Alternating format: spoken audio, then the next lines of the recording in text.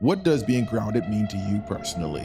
Being grounded, in my opinion, is knowing who you are, knowing what you want, and having what you want shape your choices. Everything in life shifts. Your work shift, your pressures shift, your expectations, your family demands shift. But one thing that doesn't change, that doesn't shift is God. If you wake up in the morning and you look at your cell phone, there's so many studies that are like, do not wake up in the morning and reach for your cell phone. And then there's so much research that social media, Facebook, Instagram, all these things have been designed to be addictive, to hit you with There's dopamine. No real pause. But then you're hearing about these terrible things that have happened all over the world. And so there's dopamine and sadness and dopamine and destruction and dopamine and fear. I believe, though, people lack the tools to manage it. And I think that we have lost the art of managing face-to-face relationships because... Welcome back to your favorite podcast, the Finding Harmony podcast. And on this podcast, we talk about life, love, health, purpose, and what it means to truly be in alignment. And boy, do we have a good episode for you. It's been a minute. We got to catch up. Oh, the world is going crazy.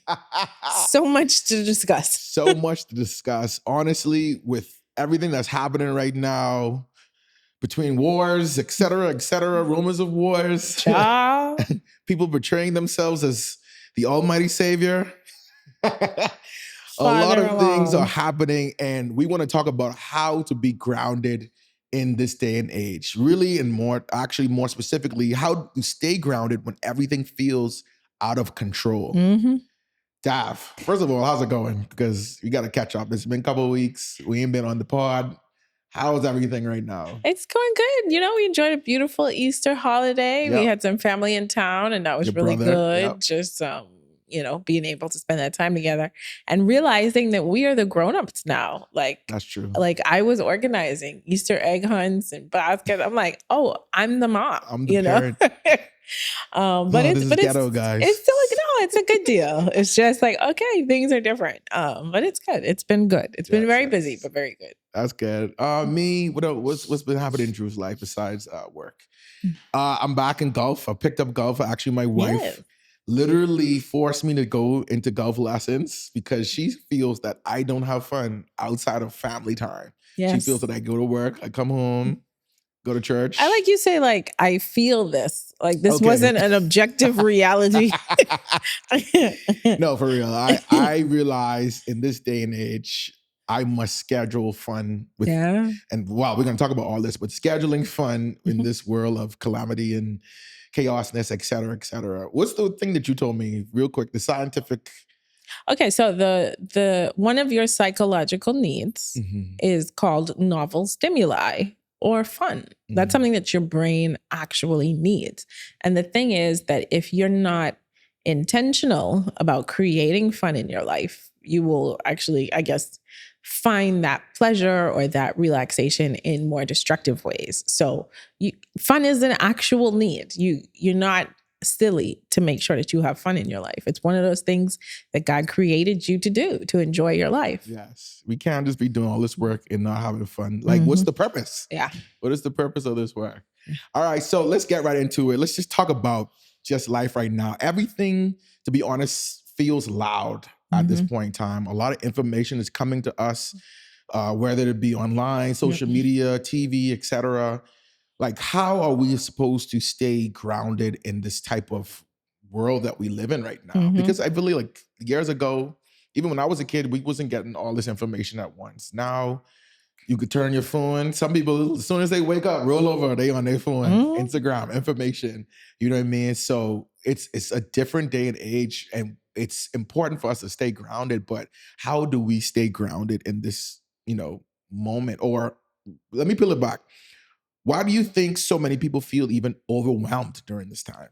I started out this year, just full transparency, extremely overwhelmed, feeling like, and honestly, like, I had a really ominous feeling about where the world was going. Yeah, I just felt like a dark cloud over me.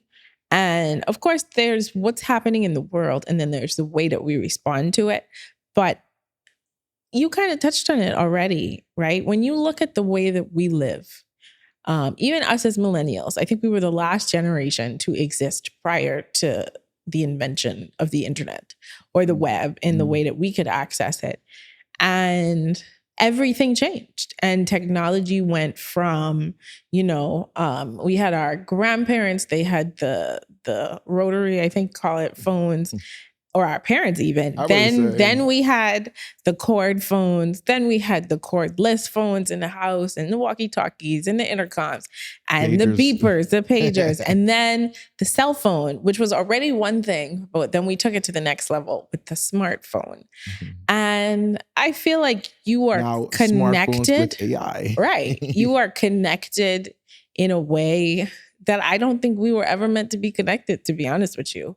And we have access to the kind of information that is completely overwhelming. Honestly, if you don't create boundaries around the information that's coming into your brain, you will be overwhelmed, because there was no time in life where at 10 o'clock in the Bahamas that I would know what happened in Michigan at 8 o'clock and that it was this terrible thing. Because that's the thing about news too. Headlines are rarely, 4-year-old rescues puppy from the drain. It's, news is generally negativity or danger or something that has the capacity to affect you negatively. And we're hearing about things that are completely irrelevant to us too. Like, if there was a car accident in China that killed 3 people, of course that's sad. But I don't know why that information is coming to me. And I think that we're not being critical enough to say, hey, maybe this is just a little too much. I think I'm going to be a little contrary on this. Something you said, that we're not meant to have all this information at once, right? And I hear that all the time online and certain podcasts, but I actually feel contrary to that. I believe that we are created for such a time as this. And God has allowed these technologies to exist amongst us. So he permitted it. Therefore, we're supposed to have this stuff happening. I believe, though, people lack the tools to manage it. Just like stewardship, we have our phone. Do we manage our time? And just like, we have our TV. Do we manage what we watch, what we consume? So I actually feel like, we're not meant to have all this. If it wasn't meant to happen, it wouldn't exist. That's my contrary take. I mean, it's here. Yeah, but so is kidnapping and murder. That doesn't mean it should happen. That means it happens. I'm not saying it should happen. It happens. That's been happening from the beginning of time, actually. They kidnapped Jacob. What are you talking about?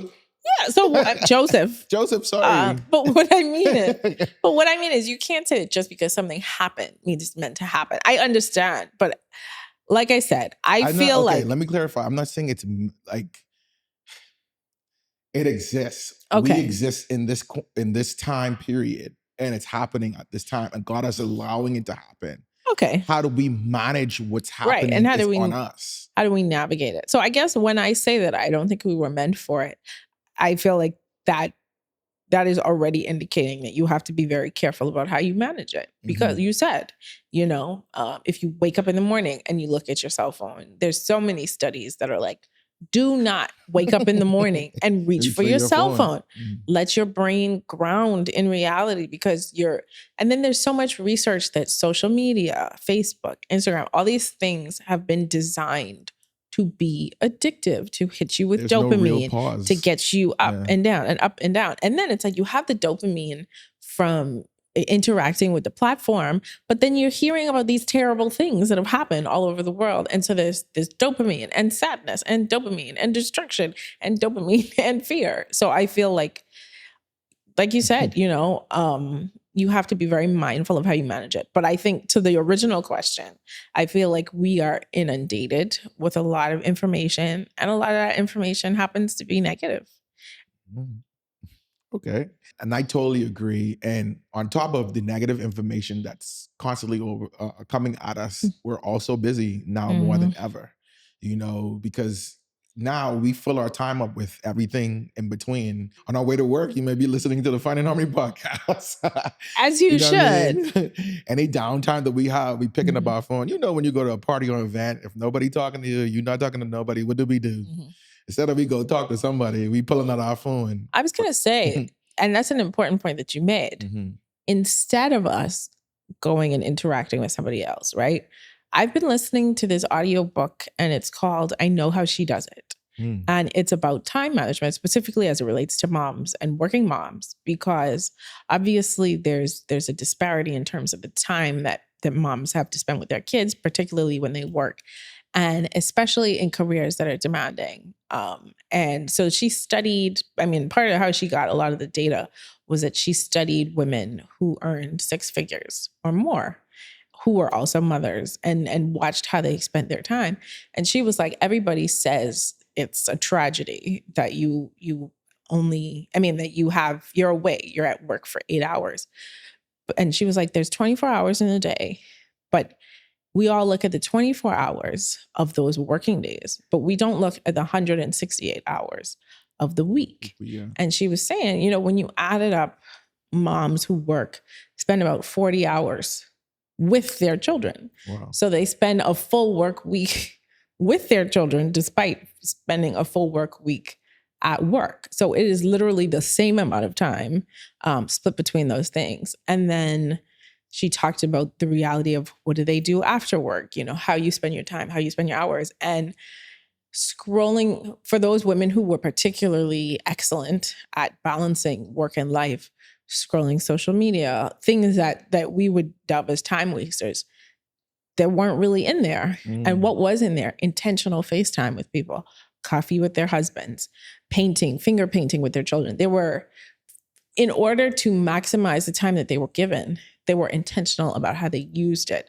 And they managed those face-to-face relationships. And I think that we have lost the art of managing face-to-face relationships because those interactions are so much more satisfying and life-giving than the time that we spend scrolling in our phone. But the addictive nature of the phones can kind of suck you into the vortex. What I love about you is how you spend your time. And I feel like that's part of your grounding process. And it's something I want to just dive into because I feel that a busy life without clarity, without rhythm, without grounding leads to an overwhelmed life. And there are certain things that we all have to do in order for us to get grounded, just so we can just go about our business and our families and things that we want to get, done. What does being grounded mean to you personally? Being grounded, in my opinion, is knowing who you are, knowing what you want, and having what you want shape your choices every day. What about you? I was like, you're not going to ask me. I'm sorry. You were like, No, I definitely, me, identity is a big thing. So like you say, knowing who you are is, on the top of the tops. But for me, I feel like grounded means a constant and free flow communication between you and your creator. I feel like without that, you can feel like a boat that's just rocking in the water, going everywhere. There's no real anchor. And that anchor is your communication channel with you and God. So that for me means being grounded, stay in communication with him because everything in life shifts. Your work shift, your pressures shift, your expectations, your family demands shift. But one thing that doesn't change, that doesn't shift is God and his principles. So I feel like for me, that's how I stay anchored. That's how I stay grounded. I would say for that part. Can you think of a time when you felt really just unsteady? Unsteady? It's so funny because I was going to get that question for you, right? Because I was like, dang, I can't. But no, I'll talk about this. My most unsteady time was my 20s. I always tell people, like, I got a master's degree, almost a doctorate degree in depression because I was so steady, so unstable, running after love, running after things that did not necessarily serve Drew my purpose and where I was going.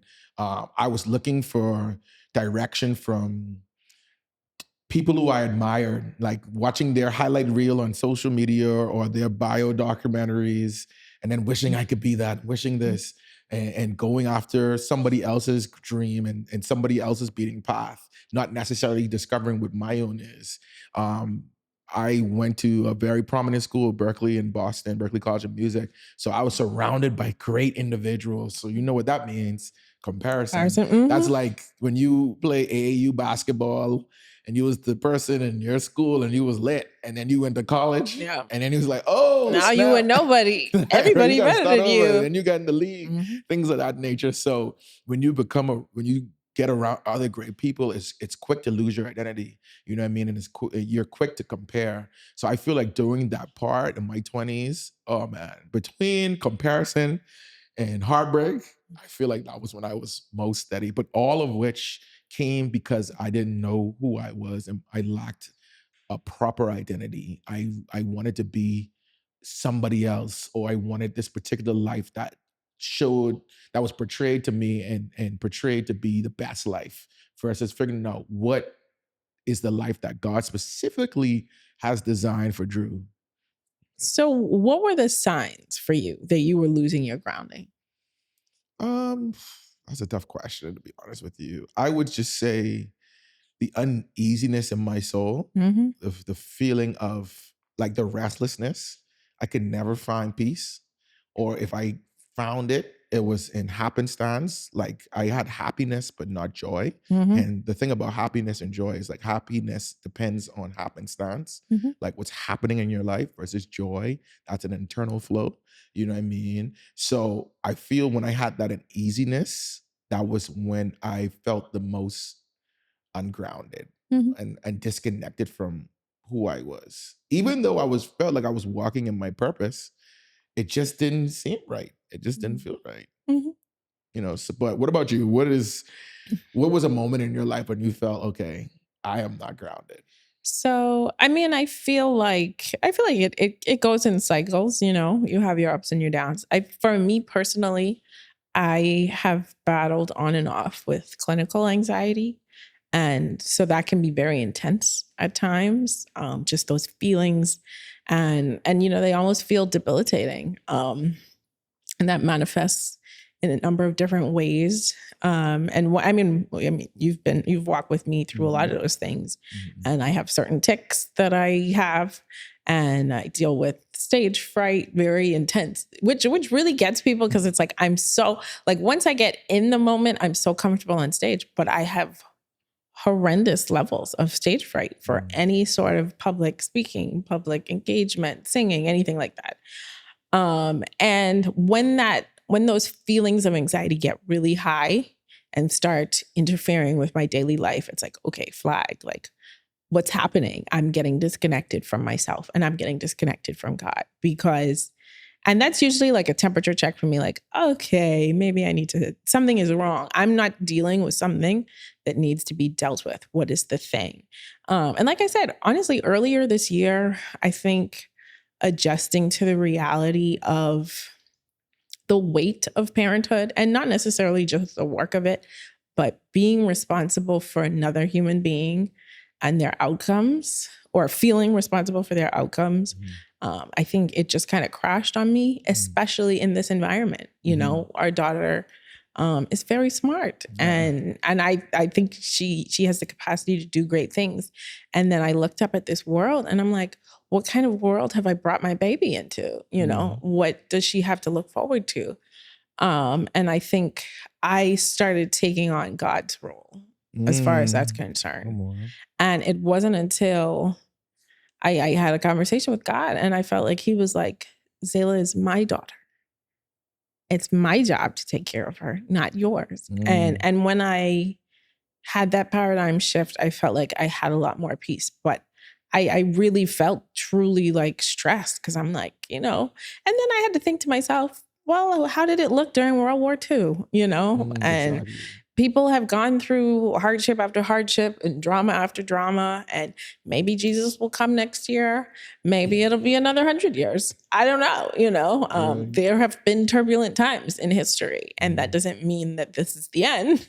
Right. And so I think, but it was when I removed myself from trying to control outcomes that I couldn't control that I found more peace. A job that you're not qualified for.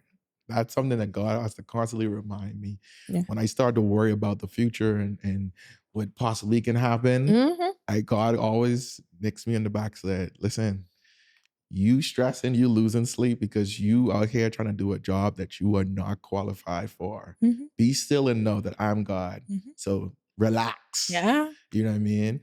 There's a song by Stephen Curtis Chapman. My dad used to play this all the time. It's called The King of the Jungle.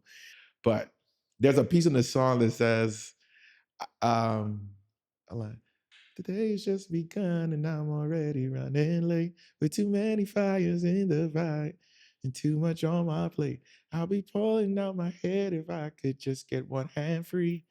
And I'll stop the world if I could just find the key. Oh yeah, he was like, I'll be pulling out my hair if I could just get one hand free. And I'll stop this world if I could find the key. But he was like, but what, basically he's saying, but what I know at the end of the day is God is still on his throne. No matter what, he is the king of this jungle that's currently happening. And it's so funny how songs, even from your childhood, could stay with you. Parents, it's important to play words and music that has words that is edifying to God, because they do stick.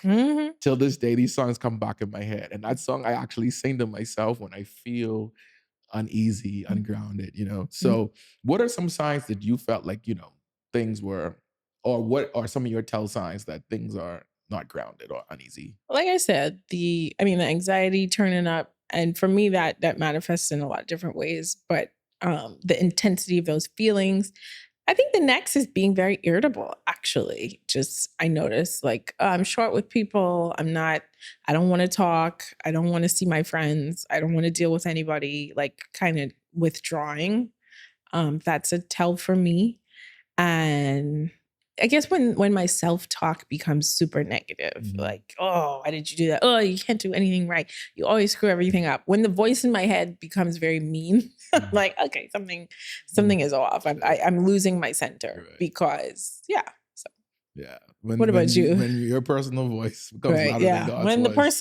the person inside my head Like, is hostile, like, then I know that is not it. We need a fix. Speaking of tics, right? Something that I'm very proud of you is your ability to shut off social media when it's time. Because I know when social media be getting to you, you be like, all right, I'm gonna delete the app. Let me just take a break. I'm gonna just take a few days. And honestly, even for me, screen time is something that I am like adamant on now.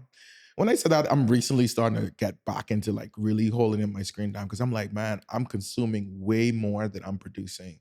And that's something that I know for sure that's not what we're meant to be and who we are, And I got to be a good steward over this phone and this device and not let it control me, but control it, How do you feel that social media has impacted your sense of stability, or anybody's sense of stability? I mean, sorry, I think we talked about it, right? Short answers, I'll say negatively. I mean, I think social media has a place. I think it can be a lot of fun. And it's great. I mean, if you're a business owner, but even tools on, so many products, so many tips on parenting, things like that, I've been able to get. But like you said, every now and again I have to pull back, or even when my algorithm gets a little toxic, you gotta refresh it. I was down this AI rabbit hole about we're not going to have jobs and it's a disaster and the robots are going to kill us all. And it was like, I realized I would wake up in the morning, like, AI is doing this, AI is doing that, robots are doing this. Oh my God, what's going to happen? And then it was like, okay, even if all of these things were going to be, what is me looking at this social media going to do to help the situation? So I think too, on the other hand, you mentioned comparison, right? There's no version of reality where comparison was so intense as it is on social media. Yeah. I could work with somebody for 20 years and never know what the inside of their house looked like. And now it's like strangers, like, oh, look in my pantry. Look at my perfectly organized shoe closet. Look at my 28 Chanel bags. Look at the, Van Cleef and Arpels jewelry. Look at all of this stuff. And now it's like, I was content before, but now that I see what you have, or this is my 5th trip for the year, and it's only been 3 months in, like, and so, and that, again, that's something that you have to manage, but the level of in everybody's face it is. I think too, one of the things that I don't like about social media is that I feel like it turned the world into a giant junior high. And the reason I say that, if I don't know, if I got up and was like, I like to cook dinner for my husband. Like right now, if I went on social media, I was like, it is my pleasure to cook dinner for Drew. And when he comes home, I let him sit down and I bring him the food and I, pour him his sparkling water. You don't have to and right. And I rub his feet because he works so hard. It's like, what does he do for you? Right. Does he cook you dinner?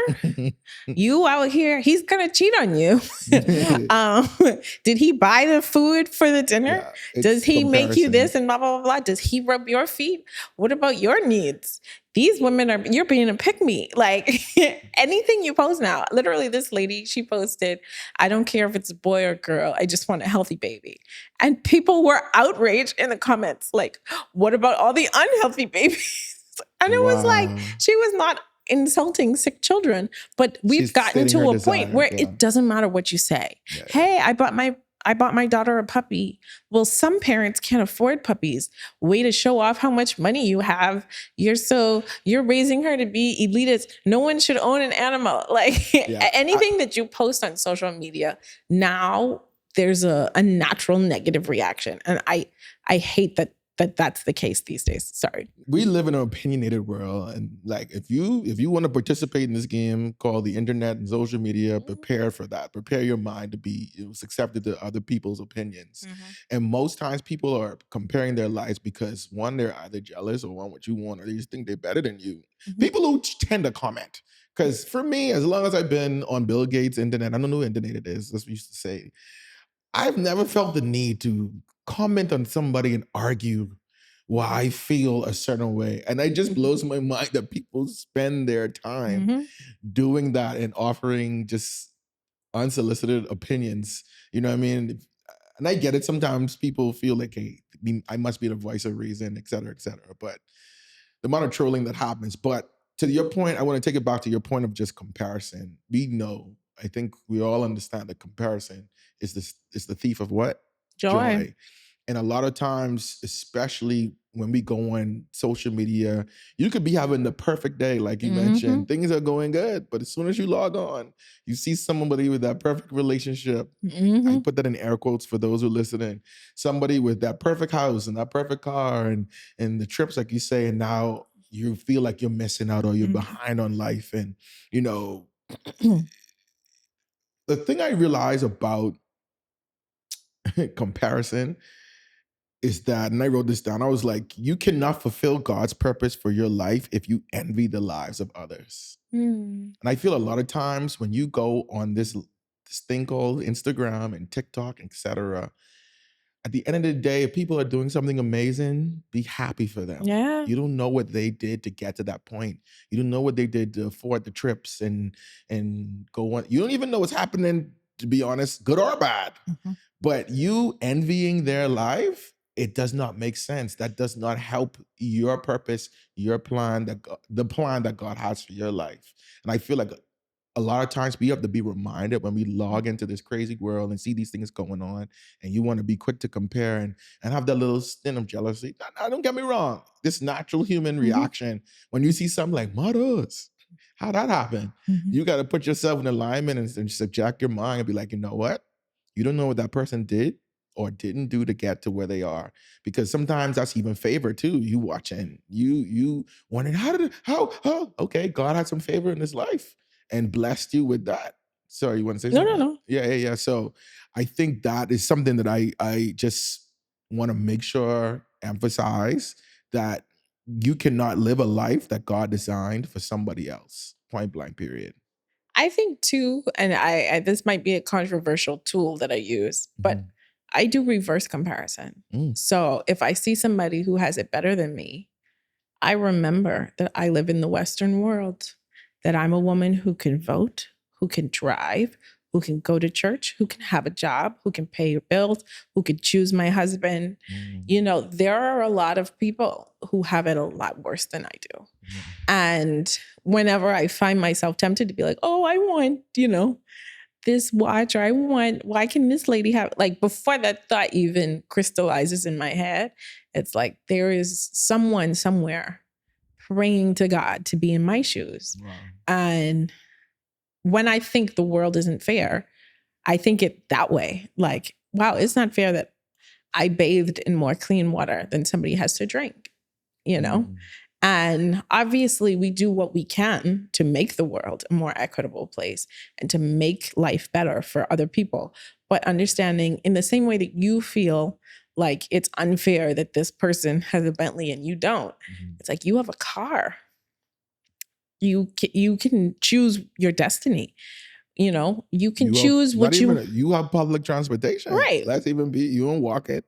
When you could afford it. When you're going to have dinner tonight, that's a decision. Yeah. It's not, this is the can of tuna that we have for all three of us. Yeah. Let's share it. And so I think, I don't know, you know, if it's the best tool, but for me, it helps me to remain grateful, to understand that in as much as people have it better than me, a lot of people have it worse than me. And I have to thank God for what he has done in my life, because he could take it away. That's such a good grounding perspective. And even to the point of just kind of nipping the comparison part in there too, you have to realize that when you attempt to live a life that you weren't created for, you are always going to find frustration. Like, real talk, whenever you try to fit yourself in somebody else's shoe, you always going to find that it does not fit you exactly. And you're going to get frustrated, and you're going to get upset, and you're going to be lost, and you're going to try to figure out, okay, why didn't this work for me? I did what this person didn't, etc. And it just doesn't work that way. And you have to get grounded in who you are and have real perspective. Oh yeah. With that being said, what are some of your grounding principles or habits that you tend to do? I mean, I know I've witnessed a lot of them with you. I know. Oh, tell me what you've witnessed. Wow, you gonna put me on the spot like that? Yes. What I witnessed with you is, even though respectfully I love our daughter, she kind of messed it up a little bit for you. It's your morning routine. I feel like that was part of your grounding process. Your morning time. You actually helped me to like fit God in more into my morning routine, because seeing you when we first got married, how diligent you were about your little journal and spending time with God, I feel like that was dope. So for sure, I feel like that's part of your grounding process. What else? I mean, you can list all your, that's for me, that was the one that was on top. So I mean, that's big. That's a big one. Spending time with God, because I feel like it resets me. Whatever's on my heart, I can pour it out, and then, you know, just get that infilling of the Holy Spirit that I need to make it through the day. For me too, one of the things that I learned, and I learned this on my own, like prior to going to therapy, when I would feel very anxious, I would go outside. Even when I worked in an office, I would just go outside and I would take a walk around the building. And I learned later that walking, first of all, like exercising, is one of those things when you're feeling overwhelmed, when you're feeling really clouded, that can really help you. And then separately, I go to the beach and just look at the water. I like to look at the trees, get outside. You know what I mean? Nature. Literally ground yourself. I think they have this thing now. It's like, go outside and touch the grass.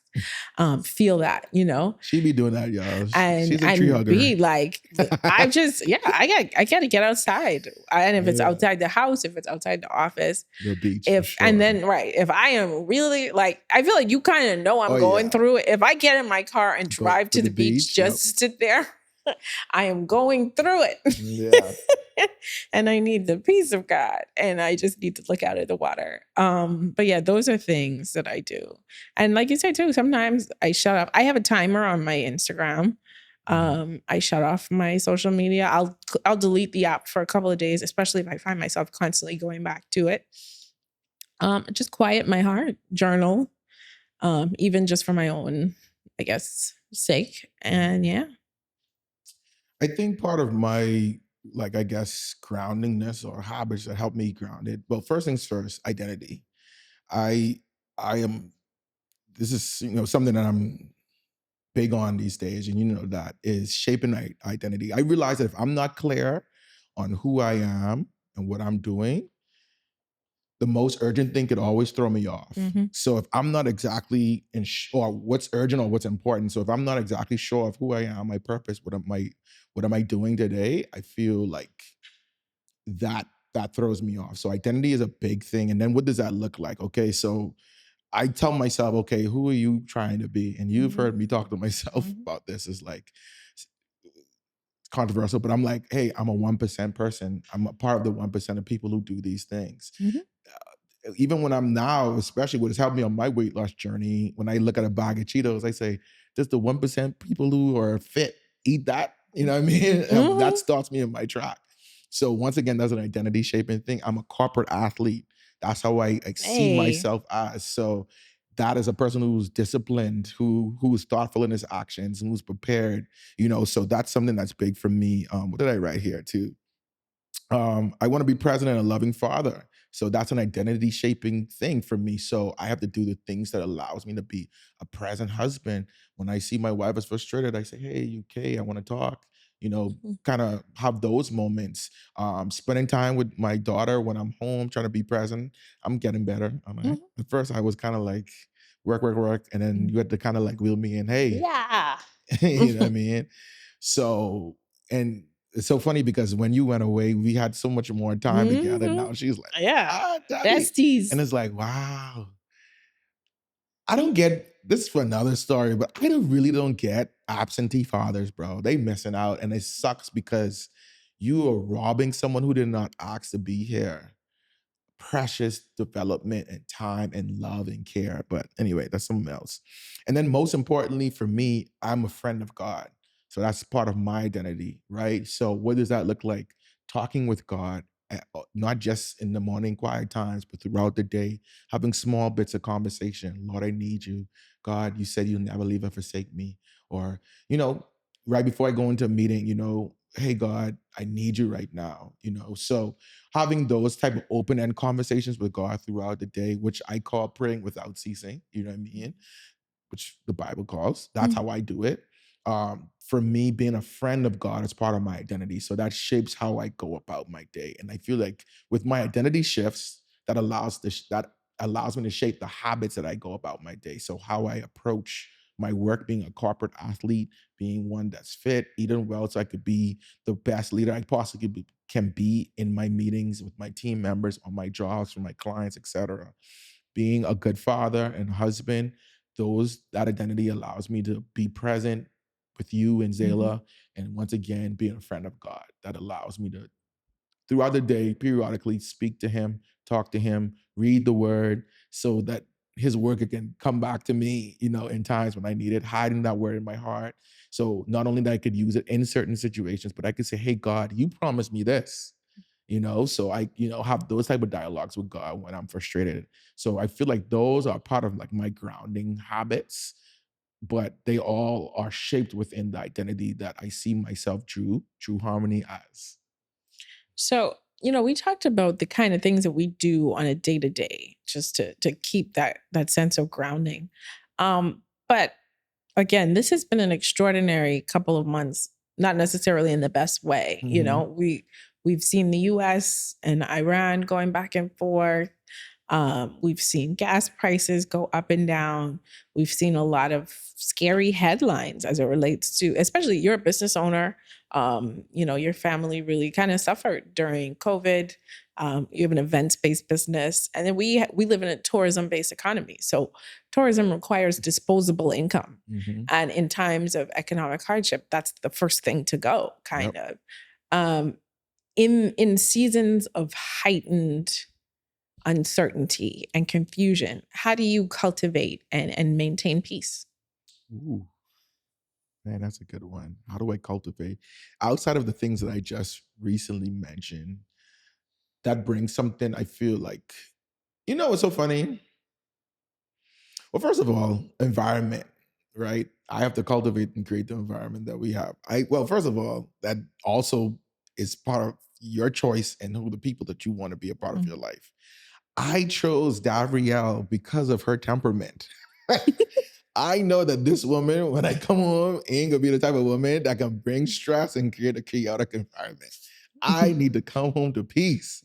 I am a very energetic person and sometimes, most times, demanding person. I need someone who can balance that off with love, peace, and kindness, and not someone who can clash me. You know what I mean? So I knew that's the type of person I needed to marry and the type of home that I want to, set and cultivate, even with you in our household, and say, hey, here's my boundaries. Here's what I, want to have, right? The type of people that I work with, because really you spend a lot of time, sometimes more times with your work family than your actual family too. So the type of employees that and boy, I had my fair share. But the type of employees that's not going to bring you stress on a day-to-day basis with people who are going to go to battle with you and who understand you and not are committed to misunderstanding you. I think that's important. The type of clients, honestly, that I work with as well.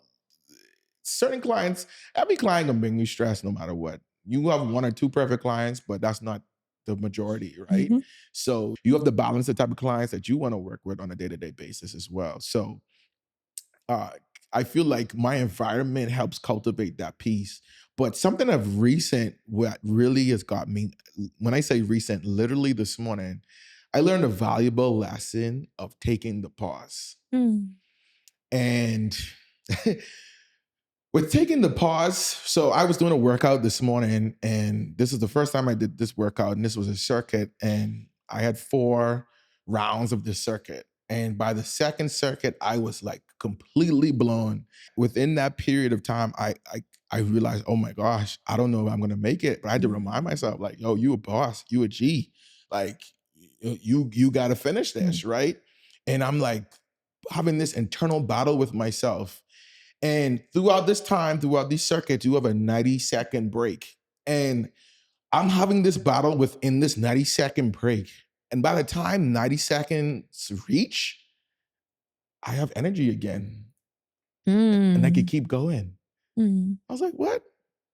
I was really having this whole battle, like I couldn't do it. All right, I'm gonna go back. Circuit 3, going through it, finish the circuit. Having this conversation again. Oh my God, I can't believe I even made it through that. But Drew, you got one more. You got one more to go. You could do this. You could do this.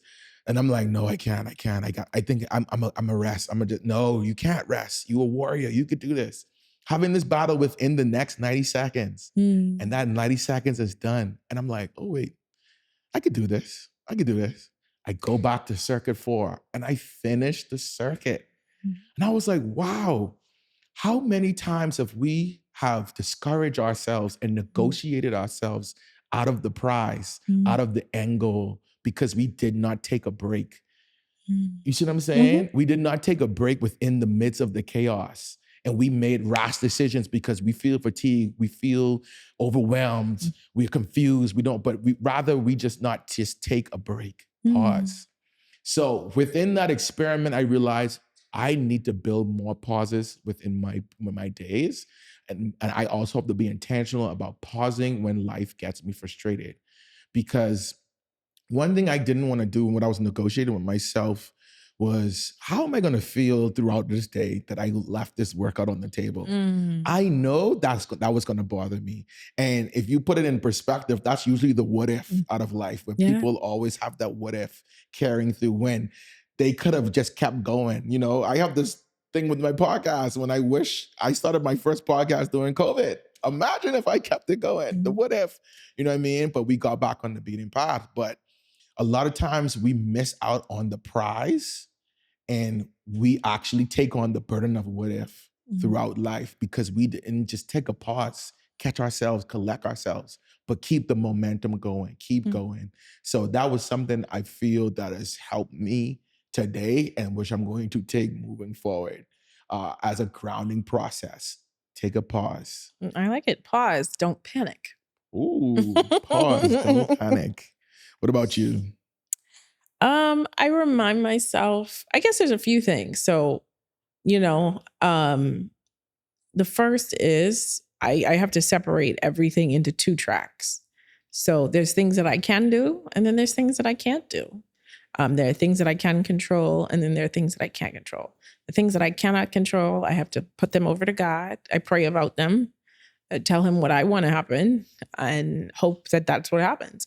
But then on the other hand, as far as if something is within the realm of my control, then I have to govern myself accordingly. So, I mean, there's not very much you could do about the price of gas, but I've been stocking up on non-perishable groceries because, hey, we might end up in a pinch. I remember when people was out here fighting over toilet paper.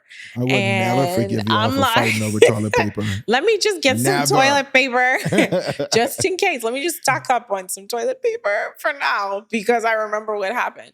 And that's silly, but it's like, no, I'm using the wisdom of times that we've been through to do my best to prepare. And then we'll see what happens. Me and you have been ping-ponging about this family vacation because it's like, let's just see how the next couple of months play out before we spend a considerable amount of money on travel. Like, okay, well, let's see. And I feel like that's managing what's in our control and then trusting God with what isn't. And even as these things play out, I remind myself too. And I remember speaking with a mentor of mine, about like, there's this world and then there's things that won't necessarily be a part of the next world. And isn't that all the more reason to enjoy? So it's like, they say there's no marriage in heaven. And so me and you won't be together there. So I'm going to run it up here. Yeah. I'm going to enjoy every minute of it here. I'm going to show up as well as I can here. I'm going to be the best mother here because this is my opportunity, and I'm going to enjoy my friends here and I'm going to embrace connection and try to use the most of life. So I think being present, being intentional about being present and about enjoying. I think, I don't know, my daughter was doing something really annoying the other day and I was like, oh, I'm so annoyed. And she's wasting my time.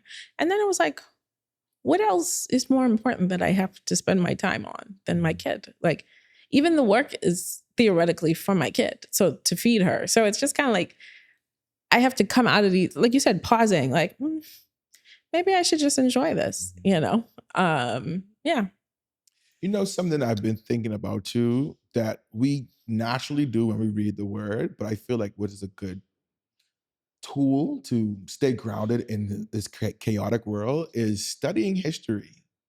I feel like, and this might sound boring, but if you start to read books on history, you realize that, this particular thing actually happened in 19, 17, 16, X, Y, and Z, something BC. You know what I mean? When you read in the books of God, you see some of the similarities that's happening from betrayal and kings and people getting overthrown, governments being turned.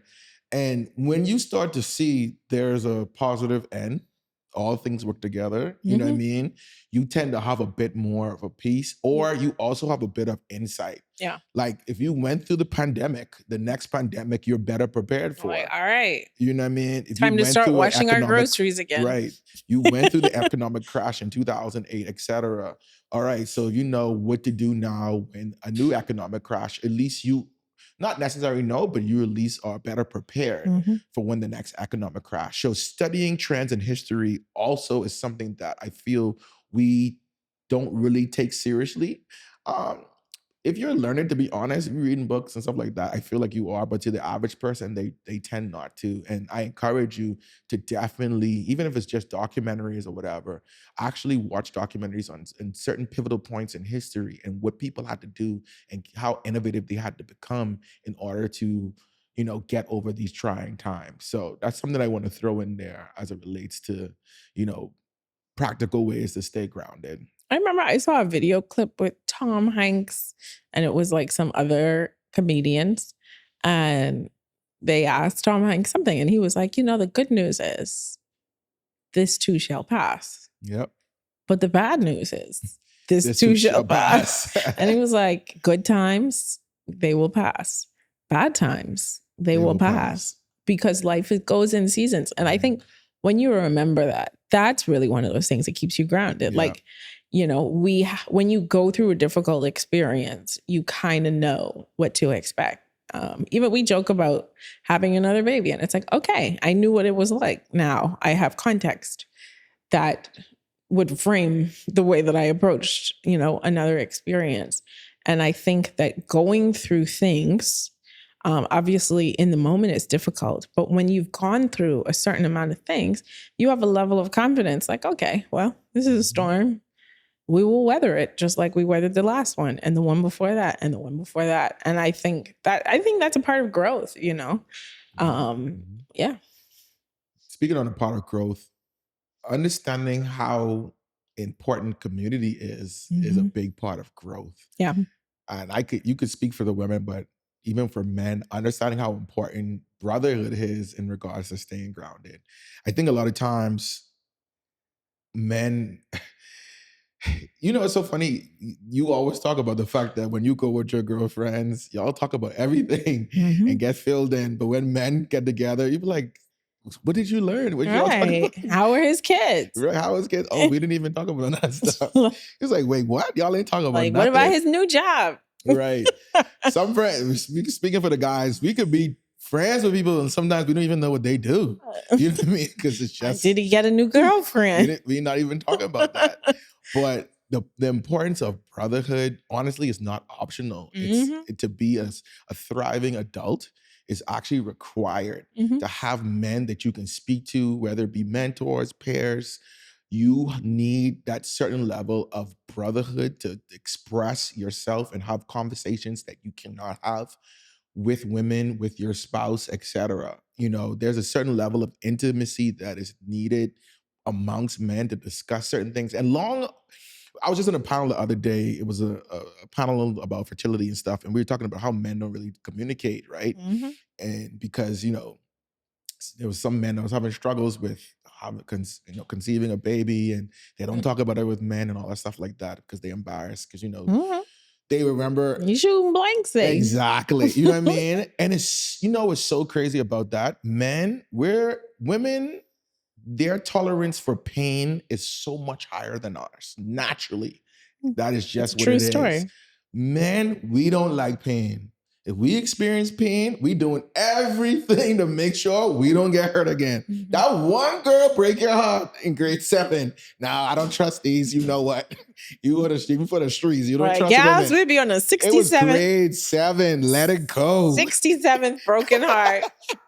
Nobody understands him. He just needs someone to give him a chance. But that's just us, you know? And we think about during high school, we share a little story between our boys and somebody find out, oh, you shame up. All right, we ain't never sharing nothing against our boys again because they can a whole lot against. But it's like when you get to the real world, when responsibility, bills, relationship, hardship come into play, you need to talk to somebody. And most times, especially amongst a group of men, most times there are more than one person that's dealing with the exact same thing that you are dealing with. Who could help? Or who have already overcome that situation and have the tools you need to overcome that situation.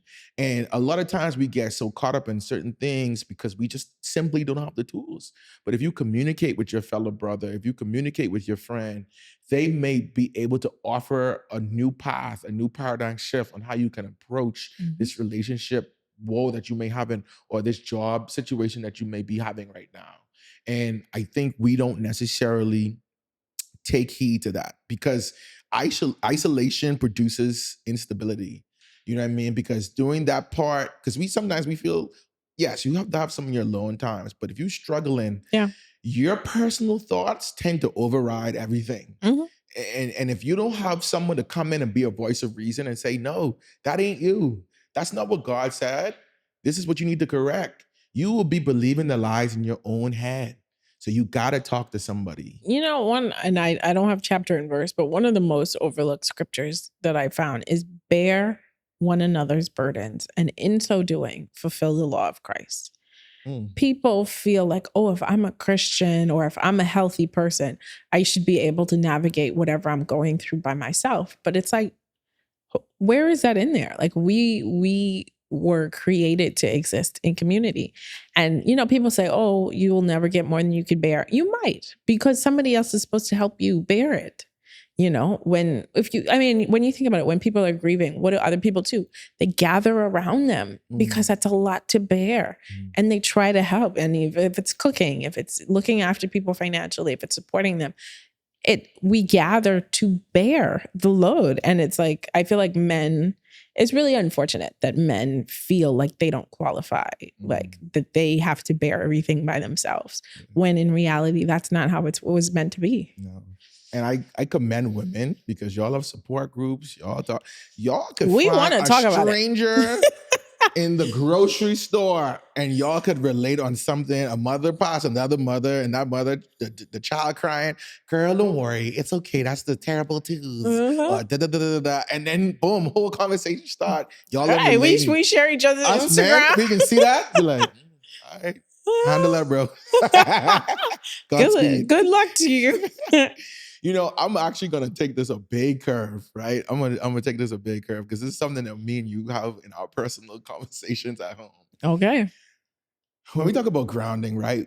We want to rely. I'm even closing my notes on this one. Okay. We want to rely on the church, and we want to rely on leadership and people that we feel who are the most learned and studied, etc. But now, when you turn on social media or TV, you seeing these pastors are just doing the most at these times. And you're seeing this pastor then sleep with this one, cheat on this wife. And so now people are turning away from church because they feel like, hey, y'all out here wilding. Why must I follow and be shepherd amongst these guys? You see Drewski, he had the big skit, which we thought was hilarious and painted a particular picture.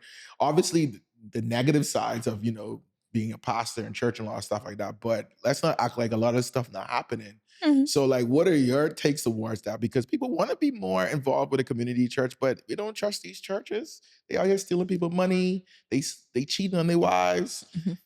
And honestly, not having good sound doctrine. Let's, talk cursing on the pulpit, all these things like that. So one thing that people can note or try to remember is, what you reference is a lot of megachurch pastors, and 90% of churches are not megachurches. Say that one more time. 90% of churches are not megachurches. The reason that that the pastor that they now call Offset has cheated on his wife 3 or 4 times, he's famous. He used to have a reality show. And I won't get into the, whether a megachurch is good or bad, because really in our social context, our church could be a megachurch. It's large, you know what I mean? Right. Our pastor was very famous. Yeah. But 90% of pastors are not those people. The reason that you see those people is because they have these churches that are very large and they're in these communities. And realistically, honestly, like we turn them into celebrities to an extent by our behavior, because you see somebody and you admire them and you want to recreate what it seems like they have in their life. And you turned this person from a pastor into a celebrity. And that's circumstances, but it's the way that you look at them and you've put them on a pedestal. Gee, I want to be like so-and-so, but you don't know him. You could go to a church with 50 people in it and actually know the pastor, but that's not who you want to follow, because it has so many layers, because you don't feel like getting up on a Sunday morning, or because the lights in the church in your neighborhood aren't fancy like the lights in the mega church. You don't want to be a part of it. And so you have to separate God from church people in a sense, and particularly from mega church culture, because that is removed from normal life. If 90% of people don't go to mega churches, they go to regular churches with regular people and regular pastors. They go to a Bible study where people know their names and they know those people's names and they talk through things. They have cell group, they have dinners, they have men's ministry. They are walking through life with these people. So the bulk of church experience could be much different. It could be much better. You know, I know my pastor, I mean, is my dad, right? But it's like, and I've observed him never to steal money from anyone, never to cheat on my mother, never to yell at my mother, never to raise his voice at me, never to talk, you know, never to curse really in my presence. You know, he was just somebody I could admire. And I think if you want to find a man of God that you admire, you can. But it will require you going further than picking up your phone. That's it. The preachers who you want to hear in your phone, they might let you down, but you could get to know somebody. You could get to know a real person, but that requires us. I heard somebody in the context of new mothers and like not having the support that you need. And they're like, back in the day, you had a village and aunties and grandmas and cousins, they would come and help you. But on the flip side, somebody was like, are you a good villager? Right? Because it's like, if you want to go and be a part of a real church, and I'm not saying that mega churches aren't real churches. It's the culture is just different. If you want to be a part of a church where you can connect to other people, then you have to inconvenience yourself and really connect to other people. It has to be more than you turning on YouTube on a Sunday morning. You have to be willing to invest. And I think many of us want a faith that doesn't cost us anything, or we want a user-friendly God experience. And it's like, if you want something, there are things that you have to do to pursue it. And so I saw something today too. It was about church hurt. And it was like, if you talked about anything else in life, the way that you talked about church hurt, like, oh, are you going to the gym today? No, I got hurt once at the gym, so I'm never going back. And it's like, okay, are you going to work today? No, I got hurt at my old job. I'm never going back to work. And it's just like, no, you have to approach it like that. Like, okay, try again. They hurt you at this church. Go to a different church. Assume something was wrong with those people and move on. I think a lot of this is fixated in idolization. Whether you're idolizing the pastor or idolizing church as an establishment. I think for me, this is how I feel like people should approach something like the Drewski skit. Instead of this Drewski skit making you say, see, all of them like this, that's why I'm not going to go on. How about this Drewski skit actually make you say, you know what? Let me actually read the word. Let me actually understand God for myself, because people could be tricking. People could be deceiving. So let me actually get to know God for myself. No, we want to use that as a deterrent to see, all of them are like that. You know what? God knows my heart. Yes, he knows your heart. All right, and That's it's wicked. It's a wicked heart. So you got to get to know God for yourself. And I feel like that sometimes, even for me, right? So let me finish my statement. And that sometimes is the deciding factor in regards to how you have a fruitful relationship with God. Even for me, right? I feel like these past couple of years, I had a little bit of that, and God had to kind of strip some of that away from me, because I would see some of the famous people that I look up to and admire and realize, oh, this person doing this person doing that. Respectfully, because I married into your family, I get exposed even more into the inner workings of the mega churches and how some of these pastors aren't really what they say they are. One particular pastor, I'm not going to call his name, hurt my soul when I discovered certain things, and it's like, what? I used to listen to this guy all the time. Like now, and that's someone I relied on. Now I can't use him anymore. And more, when you start to, okay, you know what? Let me get to know God for myself. You realize sometimes a lot of these people who are promoted are in the quote unquote mega churches. A lot of them are not really preaching the real gospel. And it's because they're charismatic and they have a great attitude about, love and God. They're good looking. A lot of things work together to become TV famous, internet famous. You know what I mean? They could dress well. You know what I mean? But all of those things are not really what is truly, the purpose of all of this. Yeah. You know what I mean? It's your relationship with God. And so God had to kind of show me some of that stuff to say, you know what? Do not rely on this pastor. Don't even rely on your own pastor. You need to rely on what's in the book, my words. And my words that I've given thee, like rely on that. Faith comes by hearing and hearing the word of God. So understanding that, listen, I can't have faith in something that I don't know. It's just literally impossible. Shout out to John Bevere. He taught me that.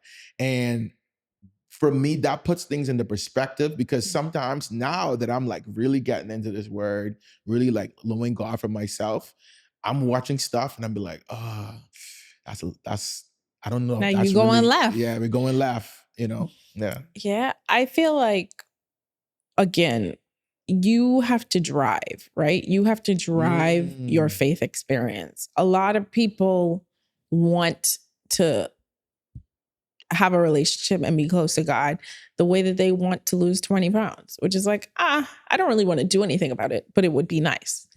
But you can't have that kind of approach to your faith and expect to really get anything out of it. And unfortunately, I feel like in our generation, again, we want a village. We want a spiritual experience. We don't want to be villagers. We want, I heard her saying that was like, if you really want it, you'll find a way. Otherwise, you'll find an excuse.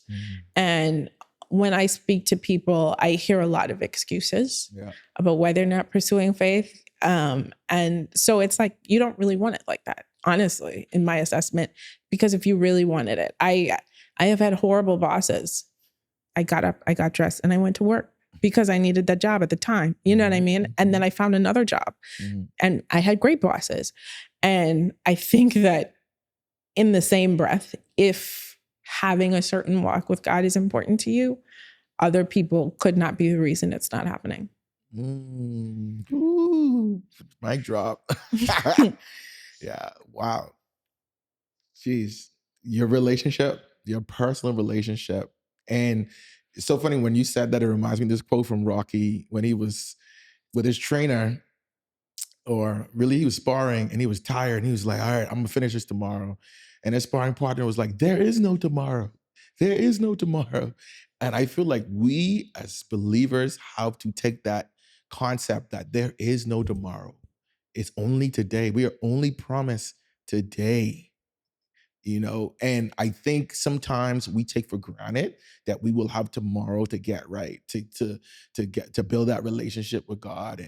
And no, you cannot enter the kingdom of God off the merit of your pastor, of the merit of your parents, of the merit of your spouse. You got to have your own personal relationship with him, and you have to develop that so you don't get swindled under these particular juicy pastors, et cetera. And that's the thing too. You have to act like you have a brain, right? If you see something and you look at the word and this is contrary to the word, like they don't lock you in there. Go to another church. Every church isn't like that. Right. You could find one where they don't do that. So don't be lazy. Especially in the world that we live in, because we're talking about being grounded in this chaotic world. That is one of the biggest parts. That is the biggest part, your relationship with God. Just making sure you have a good streamline of connectivity and his word in your life. So yeah. To wrap things up, how does one protect their mental and emotional space? What does one need to do in these trying times? I think we talked about it a little bit, but just to kind of wrap it up, what does one need to do? Remember, you could turn it off. Whether that's the TV, whether that's the social media, whether that's the news sites, you can turn it off. In as much as this information is coming at you, you don't actually have to listen to it. So remember that you have that agency. Number two, connect to what really matters, right? A lot of the connectivity that we have on social media and all that stuff, that's because we're not connecting to the real people in real time. So like you said, build a community, spend time with those people, enjoy those people, live your life, share your life, be honest about what you're going through, get the support that you need in a real sense. And be serious. Know what you want, know who you are, and do things that line up with who you want to be. You know, you mentioned the fact with you and your workout, and it was like, I'm getting over sickness, but I was like, oh, I feel so tired. I don't want to work out. And it's like, in 20 minutes, I'll still be tired, but then I would have worked out if I do that. And I think so, making choices that line up with the person that you want to be. I think that's one of those ways to create peace in your life. I think you wrapped it up pretty well. But I love what you said. Remember that you can turn it off. I think we sometimes forget that simple part. Understanding that you have the power in regards to what you allow into your space, into your mental space, in your environment. You have that power. So if you feel that, hey, this particular page is causing me anxiety, Shade Room, all these places, if you feel all these blog sites causing you anxiety, you have the power to turn it off, unfollow it. Like, what we doing? You know what I'm saying? You know what I mean? And it's like drugs, to be honest, because you want to know what's on the biggest. One of the biggest things I did in life was cut off Shade Room, dog. I'm not gonna hold you. I never used to I didn't think that was gonna be one of my biggest knocks in life, but real talk, in this social media age, I used to have some real anxiety, and it was so funny because I was wondering, why am I worrying so much of what people think? And you know what's so funny about the Shade Room? You see the post and you see the title, but what do you do when you see that post? What's the first thing you do? Read the comments? You go straight to the comments. And people don't understand what type of habitual thing that you're doing that you think is just on Instagram, but how that seeps into the other areas of your life. This big headline thing that you want to do in your life, i.e. start a business, i.e. date this person. The first thing you're thinking about is what people can think, what the comment section can think if I do this, if I take this chance. And it's like, no, God didn't tell you worry about what these people in the comments saying. He said, do this. What are you doing? And for me, when I actually unfollowed that particular page, the Shade Room, I realized how much of that extra chatter and worrying about what people say left my brain and my mental capacity to handle, okay, this is what I want to do. This is how I want to go about certain things in life. So yeah, I would say the blog sites, you got to let them go, because that is training you to be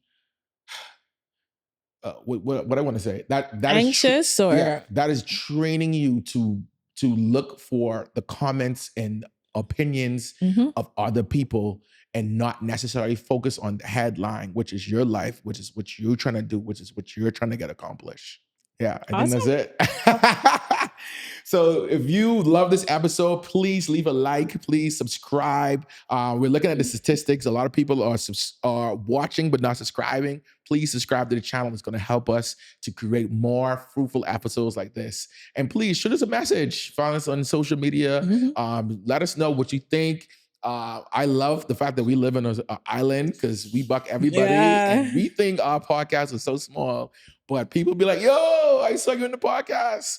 Somebody recently said after our relationship podcast that helped them to actually pull the trigger and get married. Like, what? Crazy work. We just out here trying to, share our life, share the word of God. So it's just amazing to see what this podcast is doing. So with that being said, until next time.